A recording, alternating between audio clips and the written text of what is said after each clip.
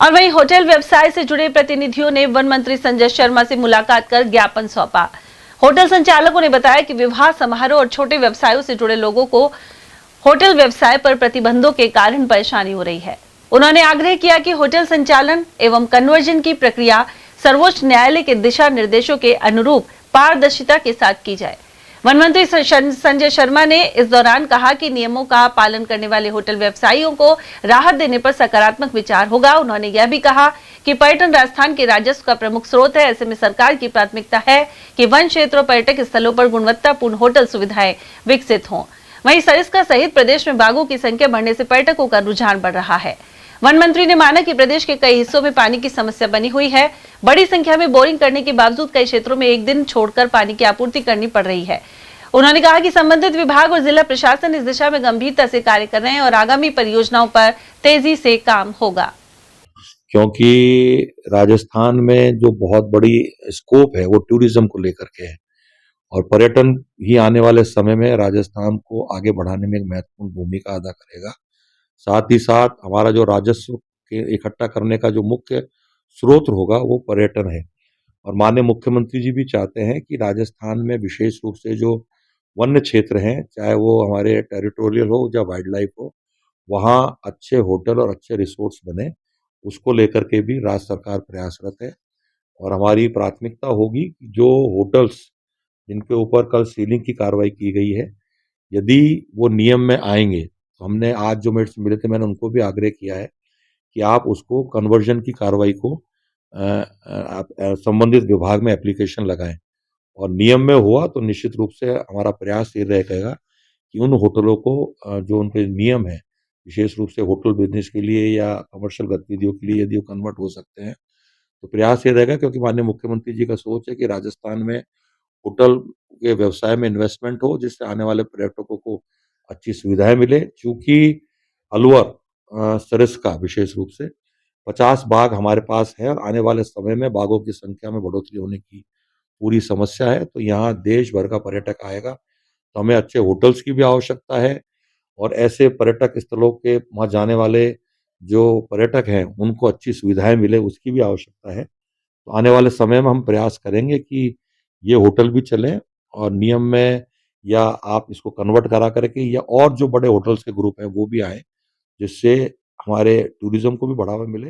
राज्य सरकार काम कर रही है और मेरा ये मानना है कि आने वाले 5 या 6 वर्षों में हमको ईआरसीबी का पानी जयसमंद के अंदर मिलने लग जाएगा।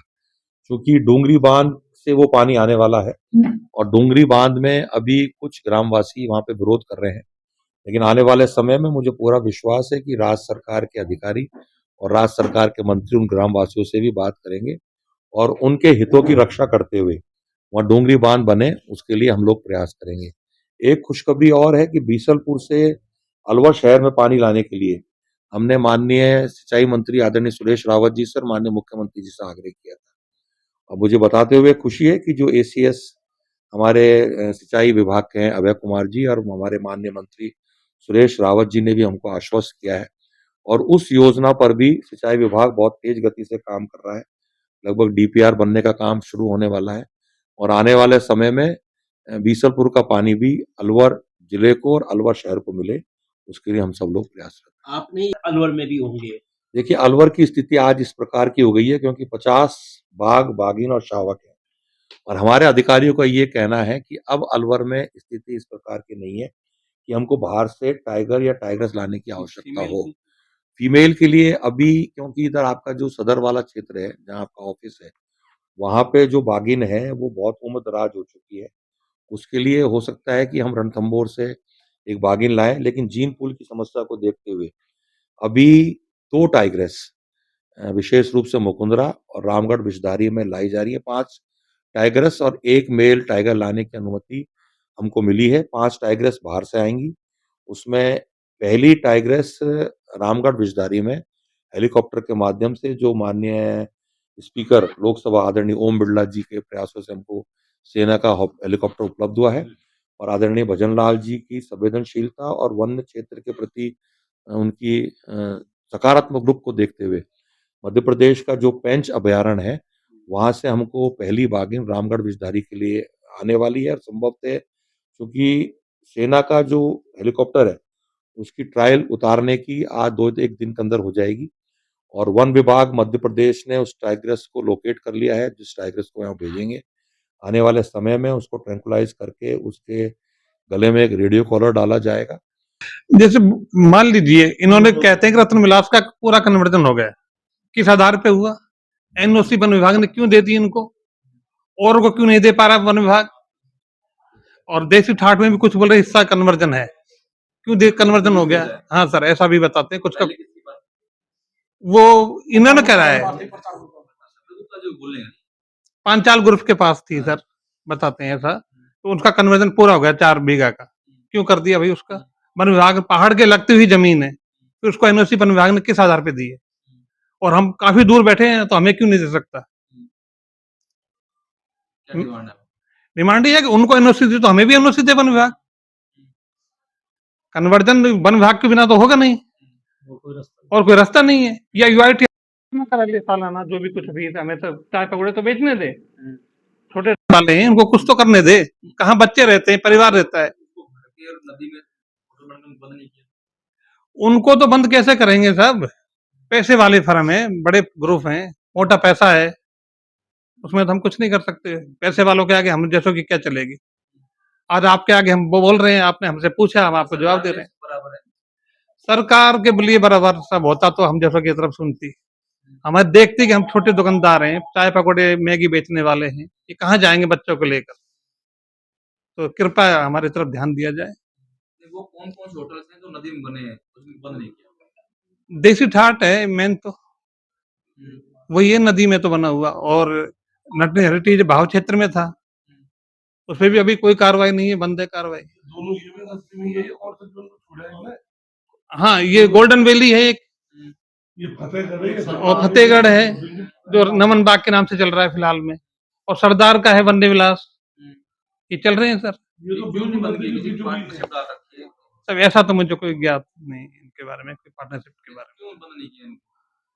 में। अब ये तो प्रशासन जाने, और प्रशासन का काम जाने। वो होटलों की हमारे छोटे ढाबे हैं चाय पकौड़े के, जो बड़े रिसोर्ट है उनको तो इनने सबको प्रशासन ने छोड़ दिया, और हमारे छोटों पे गाज गिरी है, उन पे सील लगा दी, कमरों को सील लगा दी, मेन गेटों को सील लगा दी।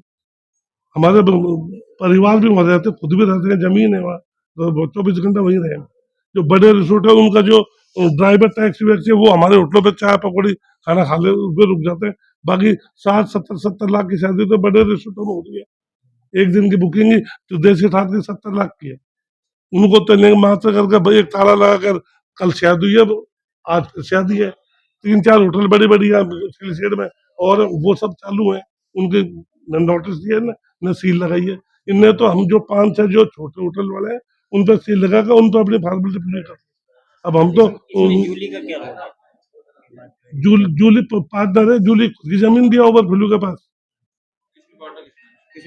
ये होटलों में है, सब में इनका तो देसी ठाट में भी है, ये ओवर फ्लो के साथ है, वो धुनी में होटल है उसके पास भी इसका है, इसमें भी है इसका।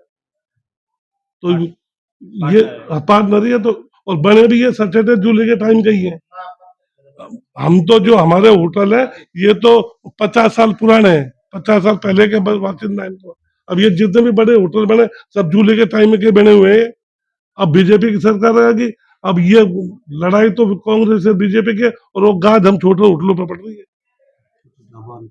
लड़ाई किसकी है? ये मंत्री की बीजेपी कांग्रेस की लड़ाई आपस की, उसने जूली ने तो कांग्रेस से बनवा दिया, ये तुड़वा रहे हैं, और वो गाज हम छोटे जैसे होटल वाले हैं इन पे पड़ रही है।